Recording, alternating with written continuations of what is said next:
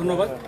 আজকে আনুমানিক সন্ধ্যা 7টায় রাজনৈতিক একটি দলের 3 জন পোলিং এজেন্ট তারা বেসিক্যালি তাদের যে পোলিং যে কার্ড রয়েছে সেটা সংগ্রহ করার জন্য আসে।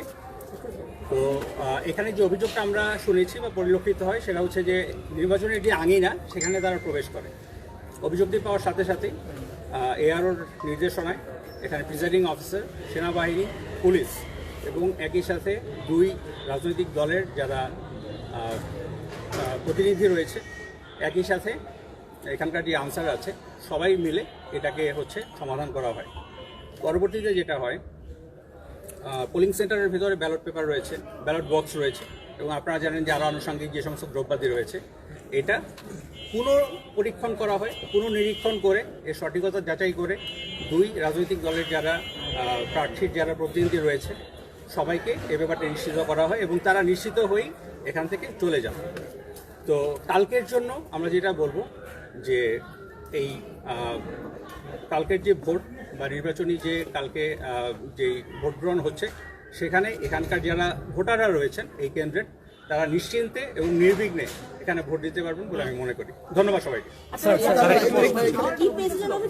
জি, এই মধ্যে আমরা যাচাই করেছি এবং ওখানে অভিযোগটা ছিল যে নির্বাচনী আঙিনায় তারা এসেছিল। তো নির্বাচনী আঙিনায় এটা তো আসলে একটা ব্যর্থ, কোনো সন্দেহ নেই। এটা পরবর্তীতে প্রিজাইডিং অফিসারকে বলা হয়েছে এবং এআরও এ ব্যাপারে এখন অনেক ভেরি স্ট্রিক্ট।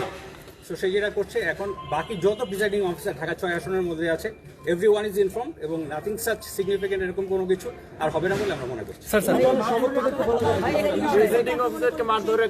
না, এখন পর্যন্ত আমরা এরকম কিছু মনে করছি না, কারণ এই ব্যাপারটি খুবই সুইফট। আর্মি অন দ্য স্পটে উইদিন 5 মিনিটস আমরা চলে আসছি। পুলিশের টিম আমরা এখানে দেখেছি, আনসার তো আপনারা জানেন এখানে আছে এবং এছাড়াও যে প্রিজাইডিং অফিসার তার যে টিম সবাই আছে। So it is very secure এবং এখান থেকে আমাদের যে বললাম যে উইদিন 5 মিনিটস আমরা আসছি এবং এইটা কালকের জন্য একই। সো আই এম শিওর যে এখানে কোনো কিছু হওয়ার কোনো সম্ভাবনা নাই। সবাই খুব নিশ্চিত ভোট দিতে আসবে, এটাই আমি মনে করছি।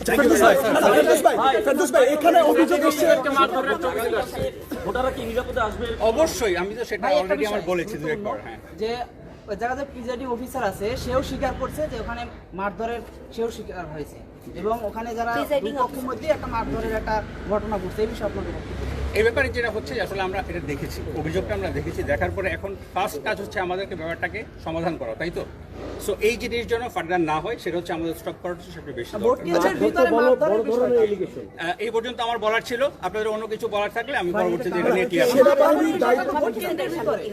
কোথায় সূত্রাপুর কমিউনিটি সেন্টারের সামনে কি হয়েছিল, এটা কারাদণ্ডের একটা বিষয় বোধহয় ছিল। এই ব্যাপারে আমি অবগত। একজনকে 2 দিনের কারাদণ্ড দেওয়া হয়েছে। আচ্ছা, এটা জুডিশিয়াল ম্যাজিস্ট্রেট, এরকম আমরা শুনেছি একটি দলের ভোট প্রদান এবং তার সাথে কিছু টাকা এর সাথে এরকম একটা ইস্যু আমরা শুনেছি।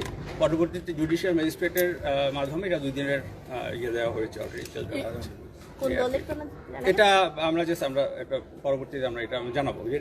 আরেকটা বিষয়, এখানে যারা উপস্থিত যখন ছিলেন, আমি নিজেও ছিলাম, তখন দেখেছি একটা অভিযোগ এসেছে জামায়াতের নেতাকর্মীরা এখানে নাকি ব্যালট বক্স দিয়েছেন, সেই সময় বিএনপি নেতাকর্মীর বাধা, এই সময় একটা সংঘর্ষ একটা সৃষ্টি হয় এবং তাকে জিজ্ঞাসাবাদের জন্য আপনার করে ভিতরে পরবর্তী সাংবাদিকদেরকেও ভিতরে প্রবেশ করতে দেওয়া হয় না, আপনারা দেখার কথা বলে এই বিষয়টি মানে ব্যাপারটা হচ্ছে কি, এখন আমাদের জন্য সবচেয়ে ইম্পর্টেন্ট হচ্ছে এই জায়গার সেফটি।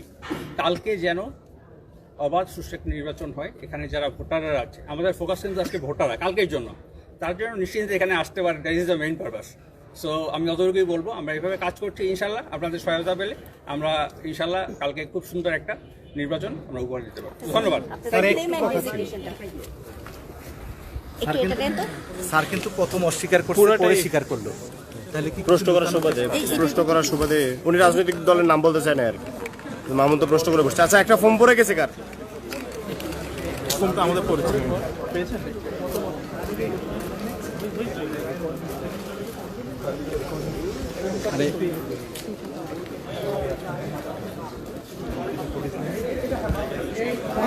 মানব জমিন